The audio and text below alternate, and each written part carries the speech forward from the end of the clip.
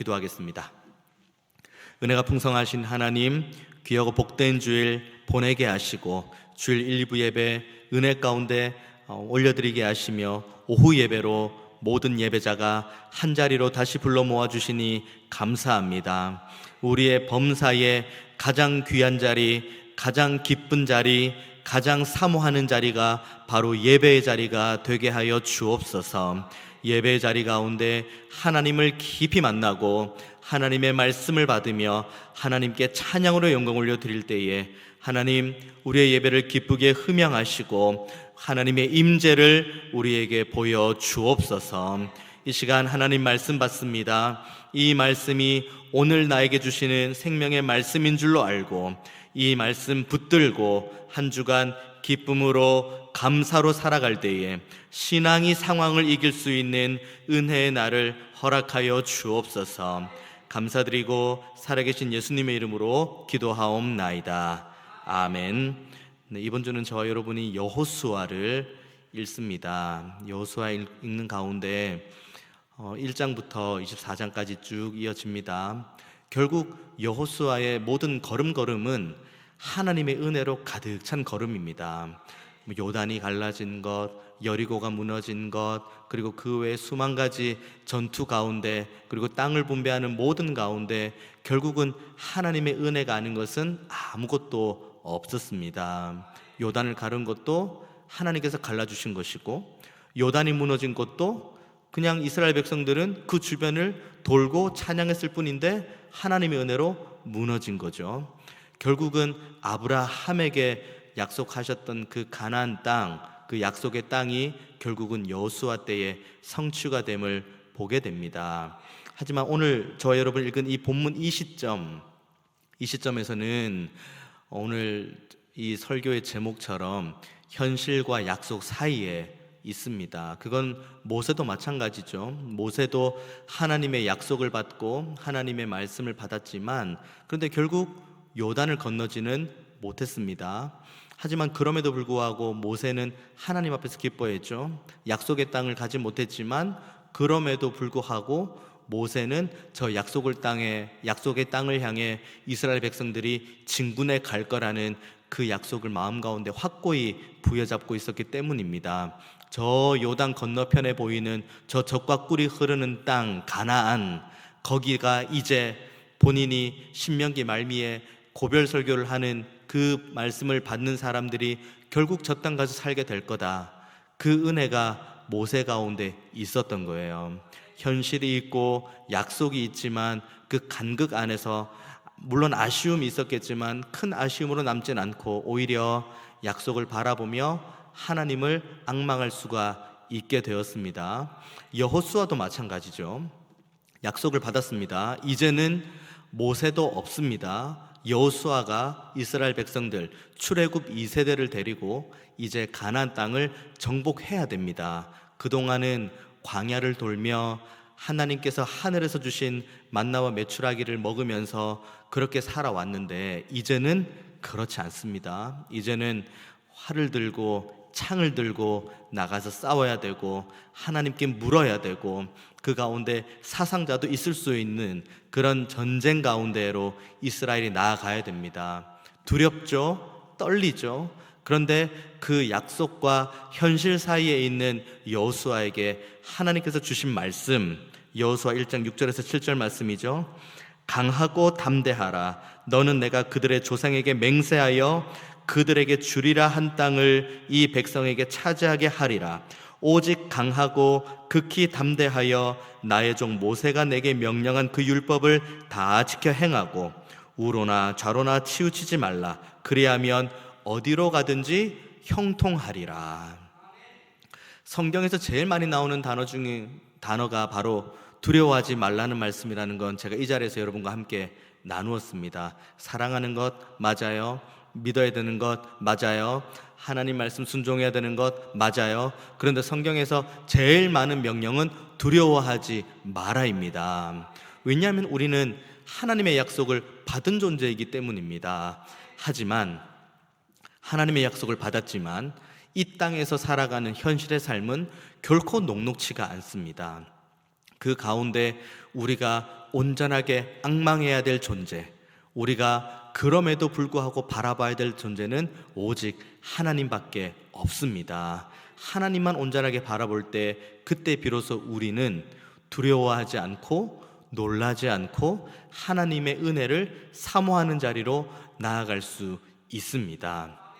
이제 이렇게 여호수아를 저와 여러분이 이번 한 주간 읽게 될 건데, 묵상하는 모든 장장마다 하나님의 일하심을 찬양하는 저와 여러분 되기를 원합니다. 그리고 여호수아를 통해서 앞서 행하신 하나님의 은혜가 지금도 우리와 함께 하시는 하나님의 은혜인 줄로 알고, 또 그것을 믿음으로 받는 저와 여러분 귀한 한 주간 보내기를 원합니다.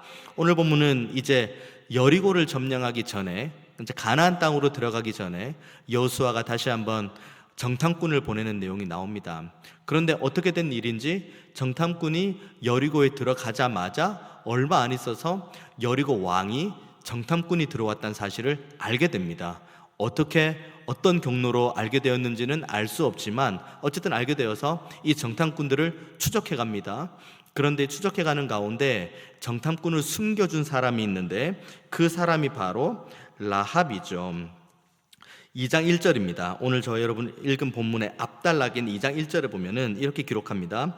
눈의 아들 여호수아가 시딤에서 두 사람을 정탐꾼으로 보내며 이르되 가서 그 땅과 여리고를 엿보라 하매 그들이 가서 라합이라 하는 기생의 집에 들어가서 거기서 유숙했다. 우리는 크게 이제 거북함이 없는 말씀으로 들릴지 모르겠습니다만은 이 본문을 대할 당시에 이 말씀은 사실 거북하기가 그지없는 게, 정탐꾼이 갔어요. 그런데 정탐꾼이 유숙하는 곳은 여자 기생의 집으로 들어간 겁니다. 수많은 곳이 있었겠죠. 그런데 왜 여기로 갔을까? 그 거북함 가운데 이 본문을 대하게 됩니다. 여자 기생의 집으로 가게 되었는데 중요한 건 이 라합이 하나님 앞에서 그리고 이 정탐꾼 앞에서 아주 중요한 역할을 감당하고 있습니다. 여리고 왕이 이제 정탐꾼을 찾으려고 해요. 그런데 라합이 숨깁니다. 그렇게 숨기고는 이 라합이 뭐라고 고백을 하냐면 9절과 10절, 오늘 본문의 9절과 10절에 이렇게 고백을 합니다.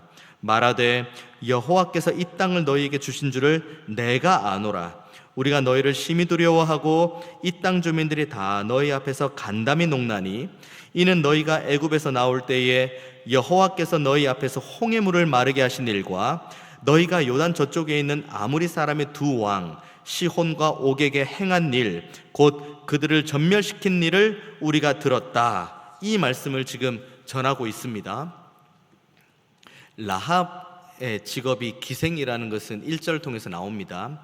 기생의 집이다 보니 많은 사람들이 오가는 곳입니다. 그러면 많은 사람들이 오가는 것만큼 수많은 정보들도 오가고 있습니다. 그 여러 정보들이 오가는 그것을 라합은 계속 들었던 거예요. 그 중에 오갔던 정보 중에 라합이 들었던 정보 중에 가장 마음 가운데 심어진 정보는 여호와 하나님인 거예요. 지금 이스라엘 백성들이 저기 요단 건너편에 있어요. 아직 요단을 건너기 전이니까요. 요단 건너편에 있습니다. 그리고 가나안, 지금 이스라엘이 요단 건너편에 있는 이유도 알고 있습니다. 저 요단을 건너고 이제 우리가 살고 있는 가나안을 점령하기 위해서 저들은 저기 있다. 이것도 알고 있습니다. 그리고 또 들은 바는 그겁니다. 하나님께서 너희들을 위해서 행한 일을 내가 들었다.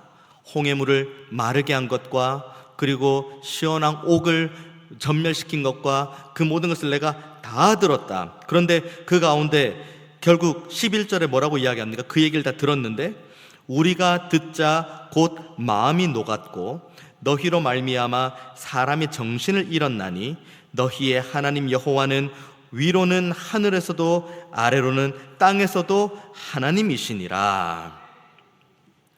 이 구절만 떼서 보면은 이스라엘 안에 엄청나게 믿음 좋은 사람이 이 고백한 것처럼 보입니다.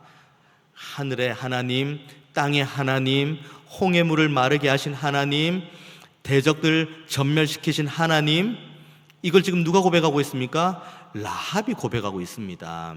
지금 이스라엘 백성들은 지금 가나안 땅의 상황이 어떤지도 전혀 모르는 상황이에요. 그냥 요단강 밖에서 이제 하나님의 인도하심을 기다릴 뿐이에요. 그 가운데 정탐꾼이 와서 정탐꾼이 보고 듣고 경험한 것은 이미 이 땅은 하나님께서 우리에게 주셨다, 이겁니다. 이건 사실 정탐꾼이 지금 와서 확인된 약속도 아니에요. 그 이전에 이미 하나님께서 아브라함에게 주신 약속이기도 합니다. 그리고 모세를 통해서도 끊임없이 주셨던 약속입니다. 그리고 하나님께서 수시로 주셨던 약속입니다. 중요한 건 이 약속을 이스라엘 백성들이 못 믿는 게 문제였습니다. 아브라함에게, 그리고 이삭에게, 야곱에게 주셨던 그 언약의 말씀이 대대로 흘러가면서 430년의 그 애굽의 생활을 마치고 출애굽한 모든 과정, 주변 근동의 모든 나라들, 가나안 땅을 비롯한 모든 근동의 나라들은 와, 하나님 대단하신 분이시다, 하나님이 홍해 물을 가르셨다, 하나님께서 대적들을 무찌르셨다, 와, 이스라엘의 하나님은 정말 대단한 하나님이시다 라고 주변의 모든 나라들은 그렇게 생각을 하거든요. 그런데 정작 이스라엘은 물이 없어요, 배가 고파요, 주님, 저희가 예전에 저기 애굽의 가마 곁에 있을 때 고기 먹을 때 참 행복했는데요, 얼마나 좋았는데요, 그때. 안 되겠어요, 주님, 저 모세와 아론을 우리가 못 믿겠어요. 이제 우리에게 두령을 새로 세우고 이제 애굽으로 돌아가겠습니다. 정반대 아닙니까? 누가 믿음의 고백을 하고 누가 지금 믿음의 연약한 이야기를 하고 있습니까? 오히려 라합, 그리고 그 소식을 들은 모든 근동의 사람들은 간담이 녹는다고 이야기를 하거든요. 지금 저기 요단 건너편에 있는 이스라엘이 지금 우리를 향해서 오고 있는데 저들과 함께하는 하나님이 얼마나 큰 일을 했는지를 우리가 아니까 두렵고 떨리는 거예요. 정말 말 그대로 간담이 녹는 거예요. 약속은 이스라엘이 받았는데 두렵고 떨리는 건 주변의 근동 나라가 떨고 있습니다. 우리도 마찬가지죠. 하나님께서 우리에게 약속의 말씀을 주셨습니다. 천국 향한, 하나님 나라 본향을 향한 약속의 말씀, 물론 그것도 너무 소중한 말씀, 우리가 죽음 이후에 심판대에 섰을 때 우리를 중보하시는 예수님의 은혜로 인해서 천국 가는 것, 이 약속받은 것 너무 소중한 약속이죠. 그런데 그 하나님께서 그 약속만 주셨습니까? 이 땅에서 살아가는 동안에도 우리가 하나님의 말씀을 순종하고 하나님의 말씀대로 살아갈 때 우리의 삶을 붙드시고 책임지신다는 그 약속도 우리에게 주셨습니다. 우리 모두는 약속을 받은 사람이에요. 우리 모두에겐 하나님의 은혜를 받은 사람이에요. 그런데 지금 누가 이 고백을 하고 누가 지금 두려워하고 있나요? 사실 우리는 두려워할 존재가 아닙니다. 우리 주변에 벌어지는 수많은 상황과 환경들 때문에 두려워하거나 떨거나 낙심하거나 낙망할 존재가 아니에요. 왜냐하면 하나님께서는 우리에게 분명한 약속을 주셨거든요. 그리고 그 약속을 주신 하나님께서 지금도 살아 역사하시거든요. 문제는 그 약속의 말씀을 우리가 순종하지 못하고 그 약속의 말씀을 신뢰하지 못하는 데에서 나오는 현실과 약속 사이에 끼어 있는 우리들의 모습이 안타까운 모습인 겁니다. 지금 하나님의 관점에서 이 본문을 한번 보십시오. 지금 이스라엘 입장과 라합의 입장에서 우리가 지금 이야기를 나눴습니다마는 하나님의 입장에서 이렇게 한번 보십시오. 이스라엘 편에서는 하나님께서 이스라엘 백성들에게 약속을 주셨어요. 은혜를 주셨어요. 이제 약속의 땅으로 가라고 이야기를 합니다. 그리고 하나님께서는 이들에게 약속을 주신과 동시에 이쪽 가나안 땅에 있는 사람들의 마음은 간담을 높게 하는 두려움을 주십니다. 저들과, 이 가나안 사람들 입장에서 저들과 함께하는 하나님을 너희들이 절대 이길 수 없다는 그 두려움을 주고 계십니다. 하나님 입장에서는 이 모든 것들을 다 이렇게 해주시고는 이스라엘 백성들에게 가라고 이야기를 해요. 우리 입장에서는, 그러니까 이스라엘 입장에서는 저들의 마음에 간담이 녹는지, 하나님께서 저들의 마음을 어떻게 만지셨는지, 이스라엘 백성들 입장에서는 현실 상황에서는 알 길이 없는 거죠. 하지만 담대히 나아갈 수 있는 유일한 방법은 하나님 약속의 말씀을 믿는 거예요. 우리는 약속의 말씀을 믿고 살아가는 존재입니다. 천국에 대한 소망이 있는 것만큼이나 우린 이 땅에서도 소망을 가지고 살아야 됩니다. 어려움이 있다면 기도하는 것이고 감사하는 일이 있다면 찬양하면 되는 겁니다. 그리고 예배의 자리를 더 사모하고 예배를 더 사랑하고 예배 가운데 내가 하나님 말씀을 받겠다, 예배 가운데 내가 하나님의 임재를 경험하겠다, 그 믿음을 가지고 이 본당, 이 예배의 자리로 우리가 나아오는 거예요. 그 약속의 말씀을 붙들고 우리가 이 자리에 올 때 하나님께서 우리를 절대로 거저 돌려보내지 않으십니다. 날이 따뜻하고 그리고 날이 더워지고 그러다가 날이 추워지고 그때그때마다 여러 가지 환경들과 상황들이 바뀌지만 그래도 이 본당 안에, 이렇게 넓은 본당 안에 쾌적한 환경 가운데 우리가 이렇게 앉아 있잖아요. 이렇게 예배할 수 있는 것은 전적인 하나님의 은혜입니다. 하나님의 은혜가 아니고서는 우리는 주의 이름을 부를 수도 없고 그리고 주님의 약속하신 말씀을 믿을 수도 없습니다. 하지만 하나님께서 우리에게 은혜를 주셨기 때문에 우리는 이 자리에 있는 거예요. 그렇기 때문에 하나님께서 우리에게 주신 이 약속의 말씀을 붙들되 끝까지 붙들고 인내하고 참아내며 하나님의 때를 기다리는 겁니다. 라합이 그와 같은 모습이었죠. 그래서 라합이 그 얘기를 합니다. 12절 말씀 보면은 이제 그 마음이 녹았다고 이야기를 한 다음에 12절의 말씀 이렇게 이야기합니다. 그러므로 이제 청하노니 내가 너희를 선대하였은즉 너희도 내 아버지의 집을 선대하도록 여호와로 내게 맹세하게 하고 내게 증표를 내라 라고 이야기를 합니다. 그래서 이 증표를 내게 한 다음에 그 다음에 그 붉은 줄 이야기가 나오죠. 그래서 나중에 이제 붉은 줄 보면은 이제 저 집은 가나안 땅에 이스라엘 백성 점령군이 들어왔을 때 그 라합의 집은 살려두는 이제 그런 징표를 이렇게 남겨두는 겁니다. 선대하다라는 단어가 제일 많이 나오는 곳은 룻기입니다. 룻기, 헤세드죠. 인애, 자비로 표현되는 이 선대하다라는 단어는 미래지향적인 단어예요. 그러니까 우리를 선대해달라라고 말하는 건 지금 이 순간에 우리를 선대해달라는 의미임과 동시에 이후에 우리가 앞으로 살게 될 우리의 미래 관점에서도 우리를 여전히 선대해달라는 그 관점을 의미하는 겁니다. 약속의 말씀을 받은 이스라엘 백성들이나 고백할 수 있는 헤세드의 고백을 지금 라합이 하고 있는 거예요. 이스라엘의 관점에서는 이전에 하나님께서 언약으로 주셨던 것을 이후에도 인애로 자비로 인도하실 거라는 확신을 가지고 있는 이 믿음, 지금 이 믿음이 누구에게 있냐면 라합에게도 있는 겁니다. 그래서 미래지향적인 헤세드란 단어가 결국 라합에게 응답이 되어서 그 응답의 결과가 어디에 나오냐면 마태복음 1장에 나옵니다. 마태복음 1장은 족보죠. 족보. 이제 아브라함과 예수 그리스도의 족계보의 시작이라 하면서 이제 쭉 이제 이렇게 나오죠. 중간중간에 굵직굵직한 믿음의 선배님들 이름이 나오는데 괄목할 만한 내용은 여성의 이름이 족보에 등장한다는 겁니다. 이때 당시 이 이스라엘 유대인들이 가지고 있는 족보에는 여인들의 이름은 들어가지 않습니다. 왜냐하면 여인들의 지위 자체가 지금 우리가 생각하는 여인들의 위치라고 생각하시면 안 됩니다. 그냥 지금 그 인구수를 셀 때도 여인의 수는 그 인구수에 포함되어 있지 않습니다. 장정, 그러니까 출애굽할 때 60만 명이 출애굽했다. 그거는 남성, 장정들 숫자만 포함된 거예요. 그러니까 출애굽 전체 숫자는 200만 명이죠.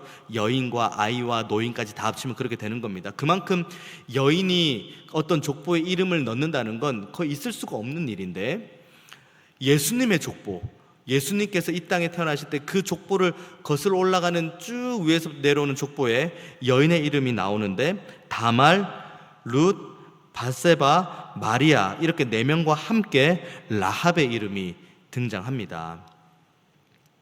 물론 다말도 마찬가지, 바세바도 마찬가지, 룻도 마찬가지, 라합도 마찬가지 족보에 자신의 이름을 넣을 만한 그럴 만한 내세울 만한 것이 있는 것은 아닙니다. 하지만 이들이 하나님의 백성이 쭉 그 족보가 이어져가는 가운데 중요한 역할, 그러니까 삶의 역할이든 아니면 믿음의 역할이든 어떤 역할이든 그 하나님의 백성으로서의 그 계보가 쭉 이어져 가는데 중요한 역할을 감당했다고 판단되어지기 때문에 마태복음 1장 족보에 기록이 된 것이고, 그런 관점으로 본다면 라합도 하나님의 백성이 쭉 그 계대가 이어져 가는 가운데 중요한 역할을 하고 있다는 것을 이 본문은 우리에게 말해주고 있습니다.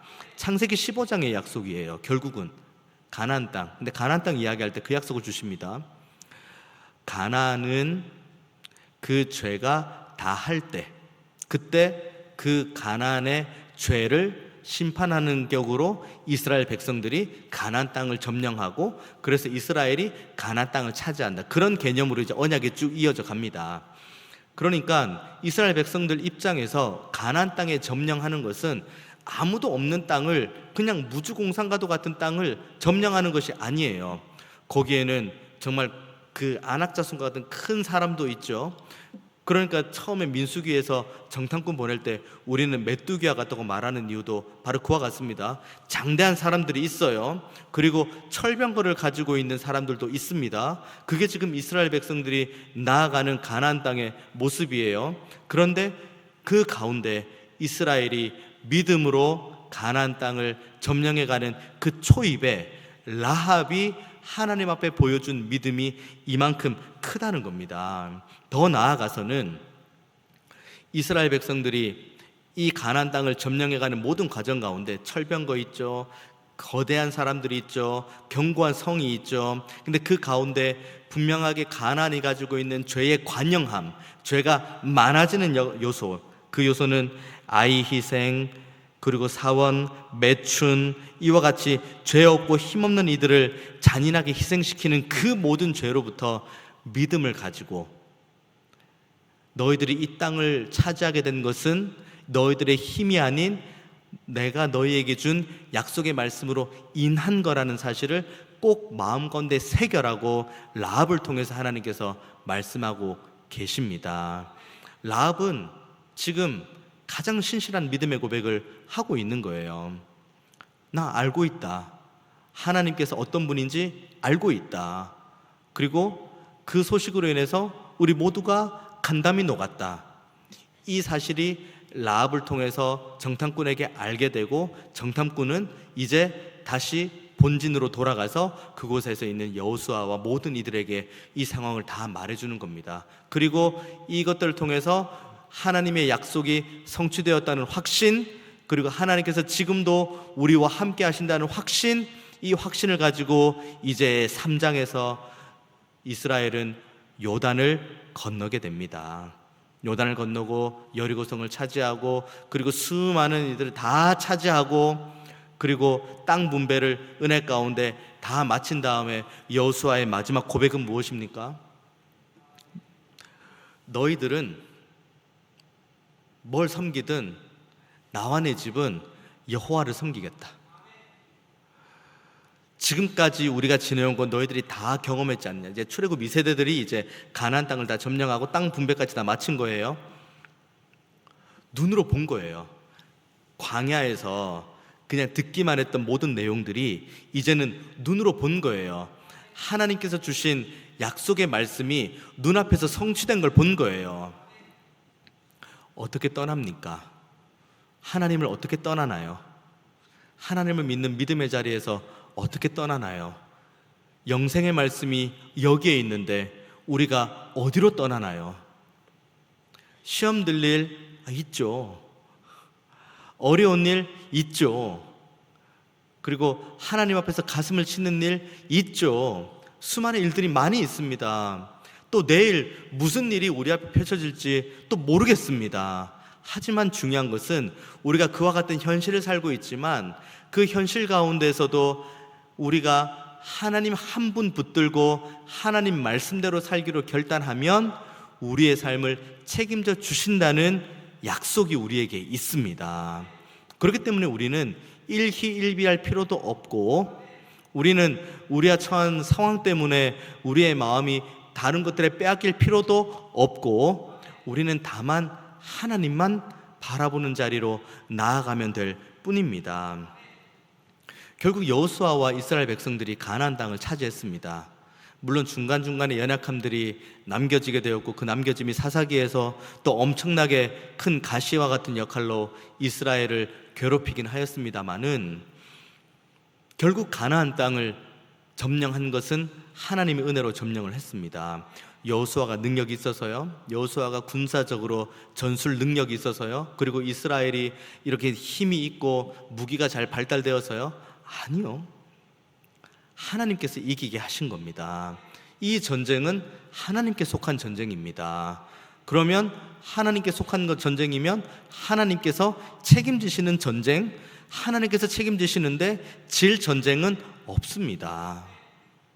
하나님이 앞서가시고 하나님이 인도하시는데 어떻게 전쟁이 진리가 있습니까? 우리에게는 승리라는 약속만 있을 뿐입니다. 그 사이에 우리는 끼어 있어요.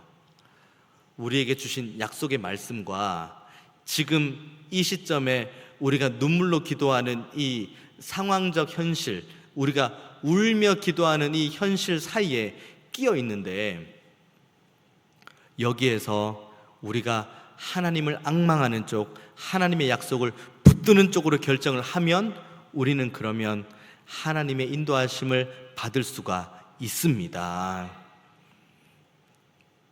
다른 것에 마음이 빼앗겨서는 안 됩니다. 제가 종종 하는 말이 있죠.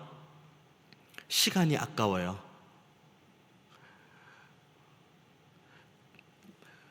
내가 이 결정을 하고 내가 이 약속의 말씀을 붙들고 지금 힘들고 어렵지만 그래도 이 말씀 붙들고 살아갈 시간도 부족해요. 근데 가만히 우리의 삶을 돌아보면은 정말 말 그대로 예수님을 시험했던 그 사탄, 하와를 유혹했던 그 사탄의 박수받는 일을 우리가 얼마나 많이 하는지 모르겠습니다. 약속의 말씀을 붙들지 않고 약속의 말씀에서 멀어질수록 우리는 그의 박수를 받는 삶을 살게 됩니다. 여러분, 누구의 박수 받고 싶나요? 하나님의 박수를 받고 싶나요? 악한 영의 박수를 받고 싶으신가요? 이걸 물어보는 제가 어리석은 사람이겠죠. 우리는 하나님께 박수받는 자리에 있어야 돼요. 하나님께 인정받는 자리에 있어야 돼요. 그 시간도 우리는 없어요. 너무 우리에겐 시간이 없어요. 1분 1초를 살아도 하나님 약속 붙들고 하나님의 영광을 위해서 사는 겁니다. 내가 오늘을 살고 내일이 없어도 하나님 말씀 붙들고 하나님 약속 붙들고 하나님 말씀 붙들고 살다가 죽는 겁니다.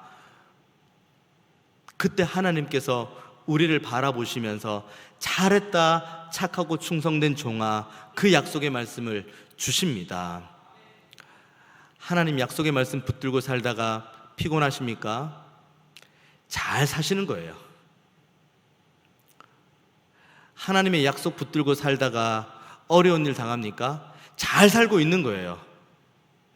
하나님께서 그 피로를 독수리 날개쳐 오름과 같은 새 힘으로 바꿔주실 것이고, 우리의 눈물을 기쁨과 감사의 제목으로 바꿔주실 것이기 때문입니다. 우리는 하나님 한 분 보고 가는 사람입니다. 하나님 약속 붙들고 가는 사람입니다. 우리의 어떠함에 소망을 두지 마세요. 나는 천성이 착한 사람이야. 거기에 우리의 소망을 두지 마십시오. 나는 다른 사람에게 아쉬운 소리 한마디 못하는 연약한 사람이야. 마음이 너무 여린 사람이야. 거기에 여러분의 소망을 두지 마십시오. 우리의 어떠함에는 어떠한 소망도 없습니다. 우리의 유일한 소망, 그리고 우리가 소망을 두어야 될 유일한 곳은 오직 하나님과 주신 약속의 말씀밖에 없습니다.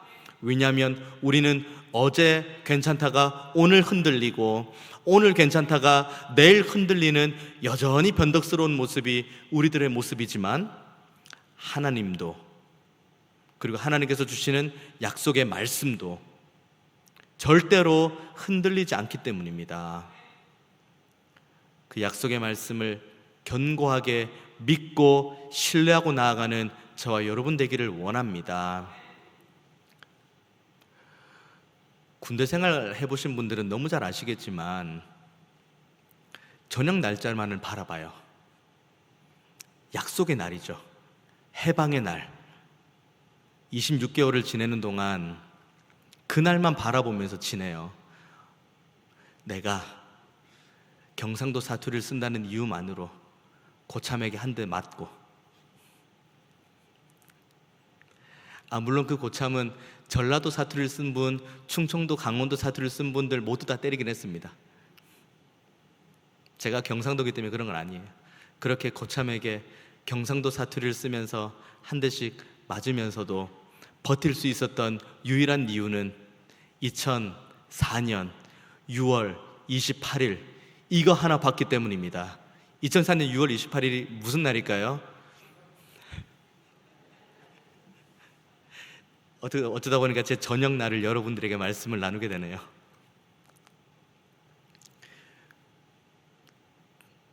본향이 있어요.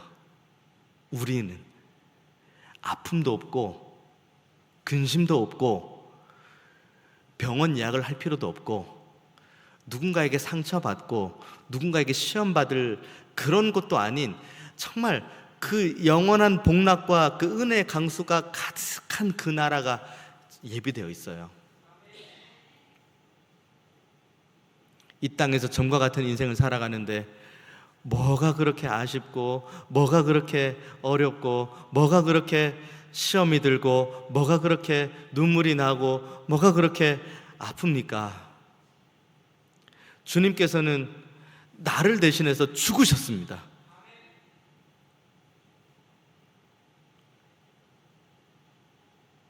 그 주님의 은혜가 지금도 약속의 말씀으로 우리와 함께하고 있습니다.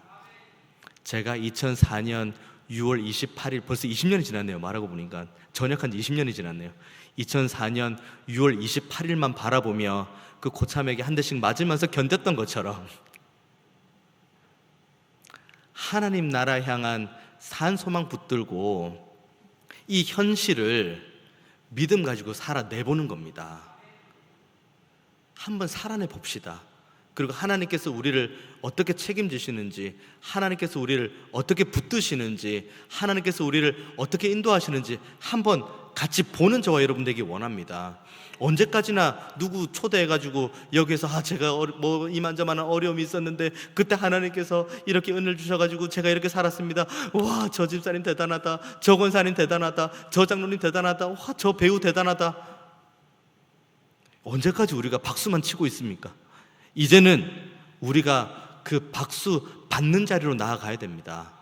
첫째로는 하나님께 잘했다 착하고 충성된 종아,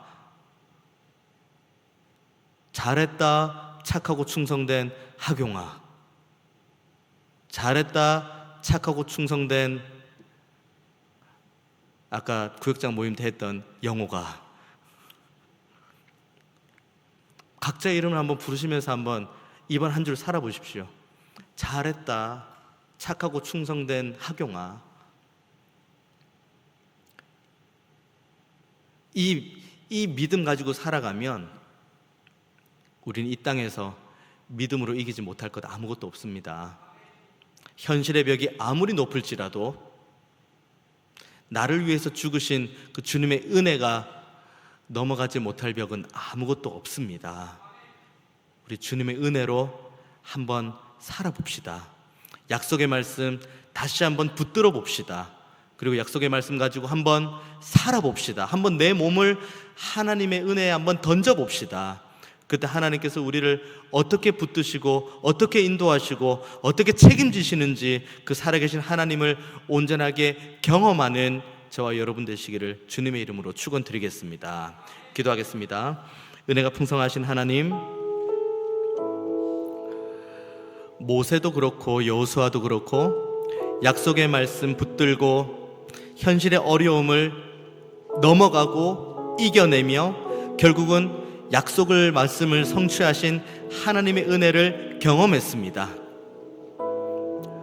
이 은혜가 우리 모두에게도 동일하게 있기를 원합니다. 우리에게 주신 약속의 말씀 붙드는 믿음을 주시고 이 약속의 말씀대로 살아내보는 믿음의 결단도 있게 하여 주옵소서. 이 결단 가지고 살아갈 때 우리의 삶을 붙드시고 우리의 삶을 책임지시고 우리의 삶을 가장 바른 길, 가장 선한 길, 가장 온전한 길로 인도하시는 하나님의 능력을 보게 하여 주옵소서. 이번 한 주간 주님 앞에 온전히 맡겨드리오니 이번 한 주 주님께서 우리의 삶을 붙들어 주시고 믿음도 주시고 은혜로도 채워 주옵소서. 감사드리고 살아계신 예수님의 이름으로 기도하옵나이다. 아멘.